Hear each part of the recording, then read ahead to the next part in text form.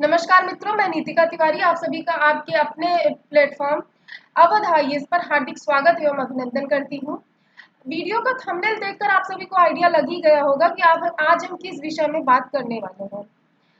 तो आज की वीडियो में ना सिर्फ हम लोग एक बेहतरीन स्ट्रेटजी डेवलप करेंगे आरओ प्रिपरेशन की, बल्कि पूरा का पूरा पूरा स्ट्रक्चर होता है ना, किसी भी एग्जाम का ढांचा होता है, पूरा उसका स्ट्रक्चर हम लोग समझ लेंगे कि क्या पढ़ना जरूरी है, क्या पढ़ना नहीं जरूरी है, क्या पढ़ें, कब पढ़ें, कितना पढ़ें, कहाँ से पढ़ें, क्या छोड़ दें, प्रीवियस ईयर की क्या इम्पोर्टेंस है, प्रीवियस ईयर करना चाहिए, नहीं करना चाहिए, मॉक्स देना चाहिए, नहीं देना चाहिए, सारा कुछ यही इसी एक वीडियो में हम लोग डिस्कस कर लेंगे। एक वीडियो देखने के बाद आप लोग को कोई अदर वीडियो देखने की जरूरत नहीं पड़ेगी। तो वीडियो में लास्ट तक बने रहिएगा, आपको बहुत कुछ सीखने को मिलेगा। और फिर बिना देरी किए हुए चलिए वीडियो शुरू करते हैं। लेकिन वीडियो शुरू करने से पहले अगर आपने अभी तक चैनल को सब्सक्राइब नहीं किया तो सब्सक्राइब कर लीजिए, क्योंकि रेगुलर बेसिस पे इस चैनल पे इसी तरह की इंफॉर्मेटिव और नॉलेजेबल वीडियोस अपलोड होती रहती हैं। आपकी आरओ की तैयारी भी इस चैनल पर कराई जाती है। तो चलिए वीडियो शुरू करते हैं। लेकिन आप लोग के लिए इतना अच्छा वीडियो लेके आई हूँ, इतनी अच्छी स्ट्रैटेजी लेके आई हूँ, तो आप लोग को तालियां तो बजानी चाहिए। तो चलिए जोरदार तालियों से पहली स्लाइड का स्वागत करते हैं। तालियां तो बजनी चाहिए, तो चलिए ताली बजवा देते हैं। ठीक है, तो चलिए अब स्ट्रैटेजी पे बढ़ते हैं। तालियां भी सुन ली हमने, प्रेज मिल गया हमें। ठीक है, तो चलिए चलते हैं वीडियो पे। पहली स्लाइड देखते हैं।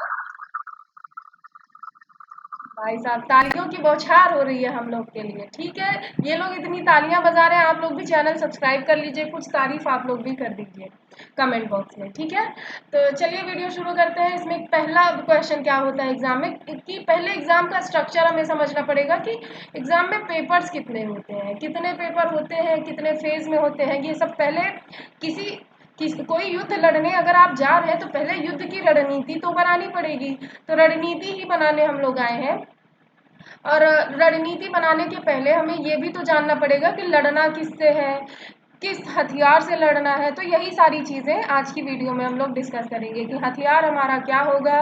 फिर हमको ये भी तो देखना पड़ेगा कि वो भौगोलिक क्षेत्र कैसा है, जहाँ हमें युद्ध लड़ना है वो भौगोलिक क्षेत्र कैसा है, वहाँ की मानसून कैसी है, जलवायु कैसी है। तो ये सारी चीज़ें हमें ध्यान देनी पड़ेंगी कोई युद्ध लड़ने के लिए। तो एग्ज़ाम भी एक युद्ध जैसा ही तो है। तो इस वजह से हम यहाँ पहले तो एग्ज़ाम को समझ तो लें कि किस तरह का एग्ज़ाम है, कितने फेजेस में होगा, पेपर कैसा आता है, सारा कुछ समझेंगे तभी तो हम अच्छा परफॉर्म कर पाएंगे, तभी तो युद्ध जीत पाएंगे। तो इस वजह से पहले हम एग्ज़ाम को समझते हैं कि क्या है एग्ज़ाम। तो इसमें पहले एग्ज़ाम में ये हम जानते हैं कि कितने पेपर होते हैं इस एग्ज़ाम में। तो मैं आपको बता दूं कि इस एग्ज़ाम में 2 पेपर होते हैं।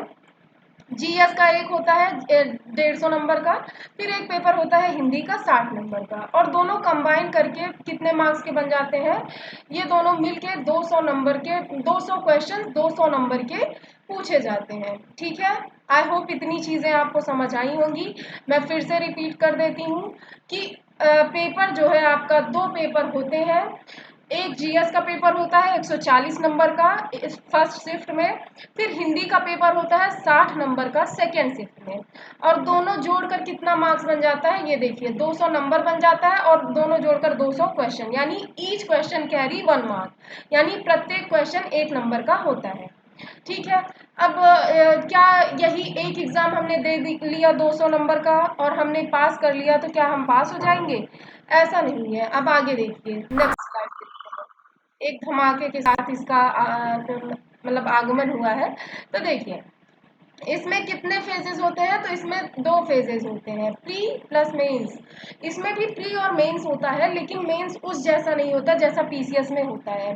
पीसीएस में आपको बहुत कुछ लिखना पड़ता है, आईएएस वगैरह में बहुत कुछ लिखना पड़ता है, लेकिन इसमें प्री और मेंस होता है। मेंस भी समझिए आधा ऑब्जेक्टिव आधा डिस्क्रिप्टिव होता है।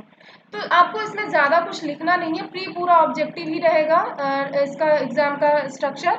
उसके बाद मेंस रहेगा, तो मेंस जो है आपको जीएस का पेपर होता है मेंस में भी, तो मेंस में आपको लिखना पड़ेगा उस हिंदी का निबंध और पत्र लेखन, ये 2 चीज़ें आपको जीएस के मेंस में लिखनी पड़ती हैं।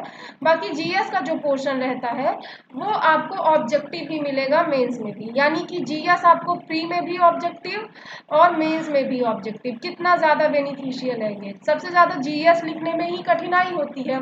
निबंध और पत्र तो हम लोग बचपन से ही लिखते आ रहे हैं, तो ये लिखने में कोई कठिनाई नहीं होगी। हालांकि स्तर थोड़ा वो प्रशासनिक लेवल का होता है, लेकिन थोड़ी प्रैक्टिस से वो बिल्ड किया जा सकता है।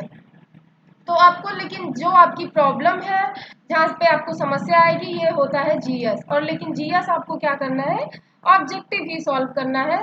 हिंदी भी आपकी ऑब्जेक्टिव आएगी, सेम वही सिलेबस जो प्री में रहेगा वही मेंस में भी रहेगा। प्री और मेंस दोनों का सिलेबस सेम है, चाहे वो हिंदी की बात की जाए चाहे जीएस की, दोनों का सिलेबस एकदम सेम है, डिक्टो प्री और मेंस के लिए। बस क्या ऐड हो जाएगा मेंस में, वही पत्र लेखन और निबंध ऐड हो जाएगा, यही 2 चीजें आपको लिखनी भी है। तो ये बात आपको समझ आ गई क्वेश्चन नंबर 2 भी। आइए नेक्स्ट देखते हैं कि नेक्स्ट डाउट क्या आता है।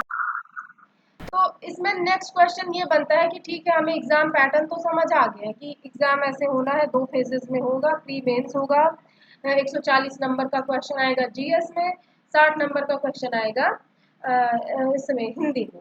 लेकिन सिलेबस क्या है एग्जाम का, ये भी तो पता होना चाहिए कि पढ़ना क्या है, वरना तो पढ़ने के लिए कितनी सारी चीजें हैं, कुछ भी पढ़ सकते हैं, लेकिन सिलेबस हमें पता होना चाहिए कि इस एग्जाम का सिलेबस क्या है।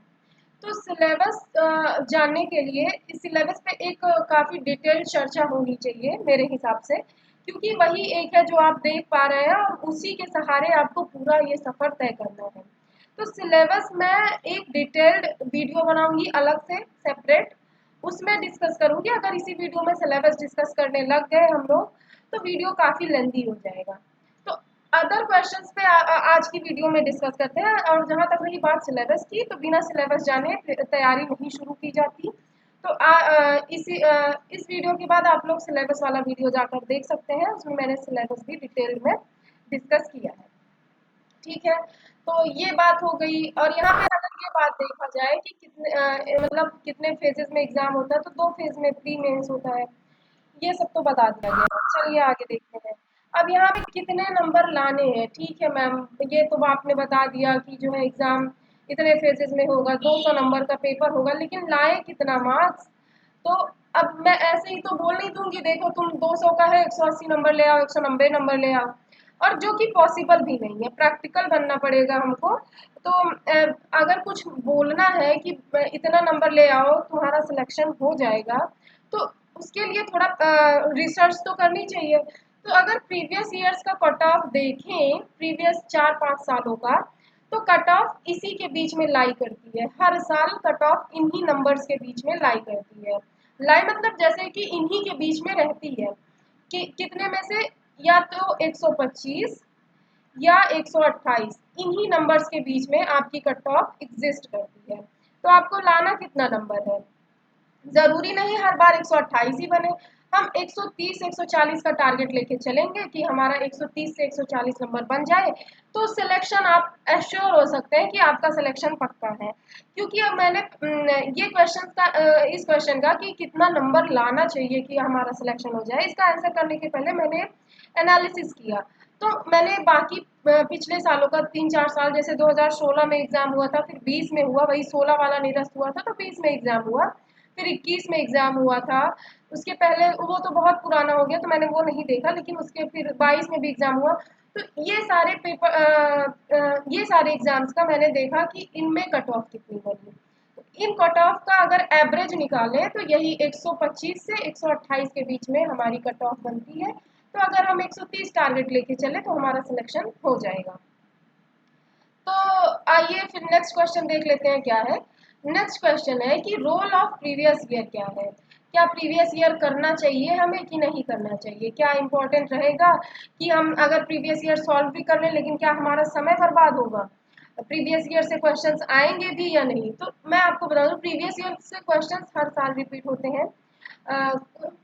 प्रीवियस ईयर किसी भी एग्जाम के लिए बहुत इंपॉर्टेंट होता है। आपको पता है कि किसी भी एग्जाम के लिए 2 ही इंपॉर्टेंट पिलर होते हैं, एक उस एग्जाम का प्रीवियस ईयर पेपर और दूसरा उस एग्जाम का सिलेबस। तो सिलेबस तो मैंने एक अलग वीडियो में डिस्कस करा दिया है। प्रीवियस ईयर क्वेश्चंस आपको इसी चैनल पे एक एक साल करके मैं प्रीवियस ईयर क्वेश्चंस को डिस्कस कराऊंगी, जिससे उससे फायदा क्या होगा, आपकी भी तैयारी बढ़िया हो जाएगी और कॉन्सेप्ट बिल्ड हो जाएगा। अगर उसका टॉपिक वाइज सेग्रीगेशन करके कराया जाएगा तो वो और भी बेहतर रहेगा, क्योंकि अगर आप एक क्वेश्चन अभी मान लीजिए क्वेश्चन नंबर 1 से स्टार्ट किए, पहला क्वेश्चन आपको हिस्ट्री का मिला, आपने हिस्ट्री मैंने आपको हिस्ट्री याद दिलाई कि हिस्ट्री में ऐसा ऐसा हुआ था, इस वजह से ये क्वेश्चन में ये ऑप्शन सही हो जाएगा। दूसरे क्वेश्चन पे पहुंचे तो वहां पता चला दूसरा क्वेश्चन आ गया ज्योग्राफी का, लय आपकी हिस्ट्री की बनी है, अब आ गया दूसरा क्वेश्चन ज्योग्राफी का। तो ये एक प्रॉब्लमेटिक केस है। इस वजह से मैं अभी सेग्रीगेट कर रही हूँ क्वेश्चंस को। इससे अभी मुझे पता भी चल जाएगा कि टॉपिक वाइज ये पता चल जाएगा कि कितने किस साल कितने क्वेश्चंस आते हैं हर सब्जेक्ट से, जैसे हिस्ट्री से कितने क्वेश्चंस आते हैं, ज्योग्राफी से कितने क्वेश्चंस आते हैं, ये सारी चीज़ें जिससे पता चल जाए। और उस पर भी मैं एक वीडियो बना दूंगी, तो आपको पता चल जाए कि कौन से सब्जेक्ट्स ज़्यादा इंपॉर्टेंट है, किसको पहले पढ़ा जाए और किसको बाद में पढ़ा जाए। तो ये एक हो जाएगा। और दूसरा ये हो जाएगा कि अगर प्रीवियस ईयर सॉल्व कराना है तो हम लोग एक एक सब्जेक्ट उठा के प्रीवियस ईयर कर लेंगे। जैसे हिस्ट्री का अगर सारा क्वेश्चन एक तरफ एक अलग सेपरेट बन जाएगा फोल्डर में, और ज्योग्राफी के क्वेश्चन एक अलग फोल्डर में चले गए, पॉलिटी के अलग फोल्डर में, तो हम लोग एक दिन ज्योग्राफी उठा लिए, उसके क्वेश्चंस कर लिए सारे प्रीवियस ईयर। तो उस टाइम पे क्या रहेगा, दिमाग में रहेगा कि ज्योग्राफी है, ज्योग्राफी से रिलेटेड ही सारा कुछ कॉन्सेप्ट आपको डेवलप कराना रहेगा। वरना एक ज्योग्राफी का पढ़ाया गया, दूसरा हिस्ट्री का आ गया, तीसरा पॉलिटी आ गया, फिर करंट आ गया, तो ऐसे आपकी समझ सही डेवलप नहीं हो पाएगी। इस वजह से मैं इन दो चीज़ों पे काम कर रही हूँ। आपको एक दो दिन में इस पे भी वीडियो आपको मिल जाएगा। तो ये कि मैंने बता दिया कि previous year is very most important. मेरे सर थे वो मतलब बहुत अगर इम्पोर्टेंट है तो वो उसको सोचते थे कितना ज़्यादा इसको बता दें, वेरी वेरी वेरी इंपॉर्टेंट या वेरी मोस्ट इम्पॉर्टेंट ऐसे करके उसको डिफाइन करते थे कि मतलब ये हो कि बच्चों के अंदर से ये आ जाए कि इतना इम्पोर्टेंट है तो कर ही लेते हैं।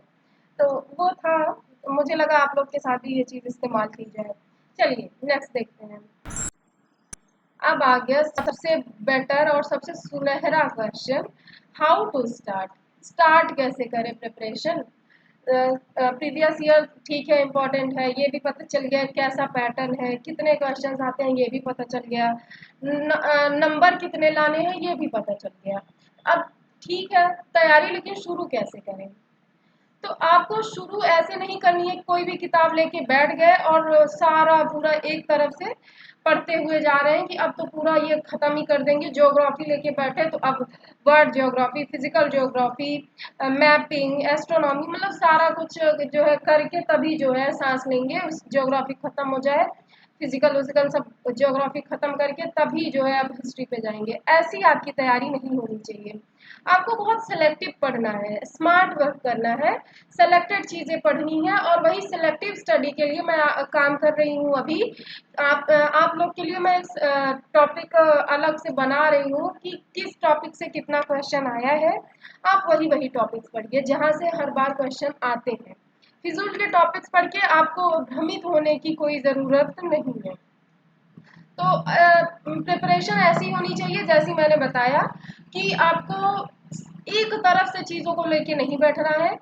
जहाँ से ज़्यादा क्वेश्चन पूछे जाते हैं जिस सब्जेक्ट से, पहले वो सब्जेक्ट उठाइए और उस सब्जेक्ट में जो इम्पोर्टेंट टॉपिक्स है जहाँ से क्वेश्चन बनते हैं वो टॉपिक्स पढ़िए, इम्पोर्टेंट टॉपिक्स, और फिर उसके बाद दूसरा सब्जेक्ट शुरू कर दीजिए। ये नहीं कि अब ज्योग्राफी पढ़ रहे हैं तो ज्योग्राफी में महारत हासिल करनी है, ज्योग्राफी के अब हम प्रवक्ता ही बन जाएंगे।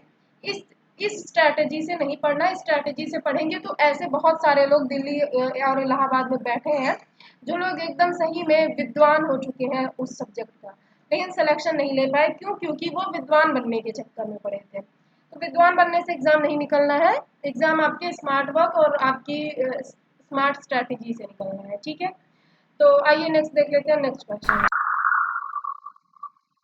ये देखो यहाँ फिर से ताली बजने लगी। आप लोगों, ये स्लाइड्स मुझे इतना अप्रिशिएट कर रही हैं। अगर आप लोगों ने अभी तक सब्सक्राइब नहीं किया है तो सब्सक्राइब कर लीजिए, ये मेरा अप्रिशिएशन होगा। ठीक है, चलिए ये रही मजाक की बात। यहाँ देख लेते हैं वेयर टू स्टार्ट, कहाँ से शुरू करें, क्या पढ़ना है क्या नहीं पढ़ना। पिछले क्वेश्चन में यही बताया मैंने कि क्या पढ़ना है, जो इम्पोर्टेंट है वही पढ़ना है, जहाँ से क्वेश्चंस नहीं बनते हैं वो टॉपिक बिल्कुल छोड़ देना है। ये नहीं कि अब ज्योग्राफी में हम कूद कूद के पढ़ रहे हैं तो ये कूद कूद के पढ़ना सही नहीं होता, तो बिल्कुल सही होता है, यही सही अप्रोच है पढ़ने की। तो स्टार्ट कहाँ से करनी है, तो आप ये सब्जेक्ट वाइज जो वीडियो आने वाली है, वैसे मैं आप लोग को पहले ही बता दूं सबसे ज़्यादा क्वेश्चंस आपके ज्योग्राफी से बनते हैं, तो आप वहाँ से स्टार्ट कर सकते हैं उस सब्जेक्ट से। और क्या पढ़ें तो और कहाँ से पढ़ें, अगर ये बात है तो आप ये चैनल फॉलो कर सकते हैं। यहाँ पे आपकी आर ओ की पूरी तैयारी कराई जाएगी। अभी तो आपको हर दिन एक एक क्लासेस ज़रूर मिल जाएंगी। मैं ट्राई करूँगी कि 2 दी जाए, और नोटिफिकेशन आने के बाद आपका सिलेबस तो बिल्कुल कवर करा दिया जाएगा, ऐसा नहीं कि बीच में छोड़ दिया जाएगा।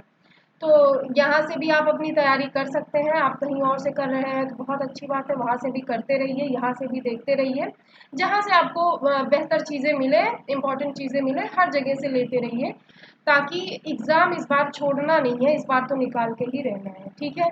फिर क्या पढ़ना है, कहाँ से पढ़ना है, ये मैंने बता दिया। आप यहाँ से भी पढ़ सकते हैं, जहाँ से आप पढ़ रहे हैं वहाँ से भी पढ़ सकते हैं, कोई बाउंडेशन नहीं है। और क्या पढ़ना है ये भी बता दिया कि जो इम्पोर्टेंट है वही पढ़िए, जो नहीं इम्पोर्टेंट है, नहीं पूछा जाता है, वो चीज़ें मत पढ़िए। और ये आर ओ का एग्ज़ाम ऐसा है कि यहाँ पे फैक्चुअल क्वेश्चन ज़्यादा पूछे जाते हैं, आपका कॉन्सेप्ट कम पूछा जाता है। पिछले 2-3 सालों से थोड़ा कॉन्सेप्चुअल क्वेश्चन आने लगे हैं, वरना तो आपके फैक्चुअल क्वेश्चंस ही पूछे जाते थे। कॉन्सेप्चुअल क्वेश्चंस का कोई लेना देना नहीं था इस एग्ज़ाम में, ठीक है। तो फैक्चुअल क्वेश्चंस को भी ध्यान दीजिए, आप लोग ज़्यादा फैक्चुअल क्वेश्चंस पे ही ध्यान दीजिए। आइए नेक्स्ट देखते हैं। अच्छा जी, ठीक है, तो फिर थैंक्स फॉर वॉचिंग। वीडियो पसंद आई हो तो लाइक शेयर और सब्सक्राइब करना मत भूलिएगा। आप सभी का वीडियो में अंत तक बने रहने के लिए बहुत बहुत धन्यवाद। वीडियो पसंद आई हो तो लाइक शेयर सब्सक्राइब कर लीजिएगा, मुझे पता है आप लोग करेंगे।